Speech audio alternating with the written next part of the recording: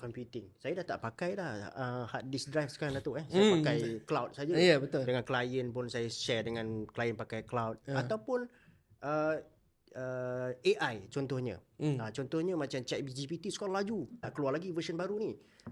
Kenapa tak dimasukkan sekali di dalam 4 subsektor ni, ataupun adakah MyCC melihat ini yang sekarang ni paling kritikal untuk diberi tumpuan? Ya, yang paling kritikal. Kerana itulah yang kita guna tiap-tiap hari. Malah ada yang guna tiap-tiap saat. Ya. Sebab itulah adalah macam orang kata is the fundamental of digital economy. Asas dia kat situ lah. Ya. Kalau kita nak cakap pasal ChatGPT, bukan semua pakai ChatGPT sekarang. Nazri. Kan? Mungkin kita berdua, orang lain, mungkin mak bapak kita tak pakai, anak-anak kita tak pakai lagi. Tapi kalau 4 ni dia orang pakai dah. Mak bapak kita dah tahu dah shopping apa ni online. Ya. So jadi mereka pun kena letakkan apa orang kata data-data mereka kat dalam tu. Dan sebagainya. So jadi ini yang kadang-kadang kita betul.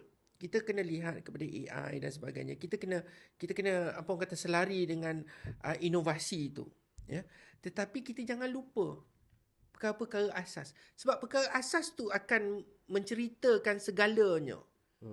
Dia adalah pokok kepada kenapa platform itu berjaya. Sebab sistem AI yang ditambah, algoritma dan sebagainya.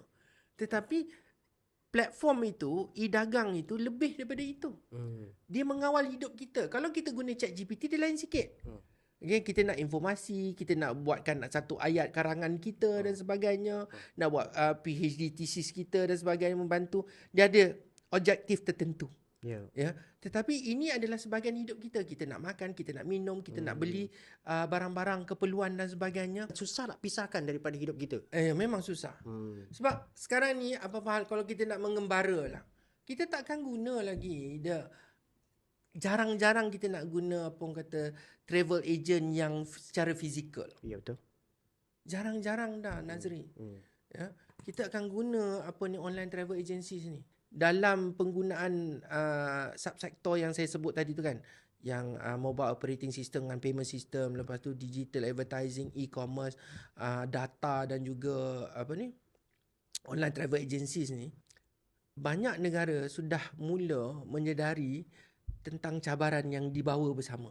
Pasaran dah makin complicated lah. Ya, pasaran dah makin complicated sebab ada 2-3 player dah mula masuk. So jadi bila yang player yang established ni, dia cuba menutup pasaran tu. Dia nak bagi prevent orang masuk lah. Dia tak nak kompetitor lain. Wujudkan barrier lah. Barrier, betul. So banyak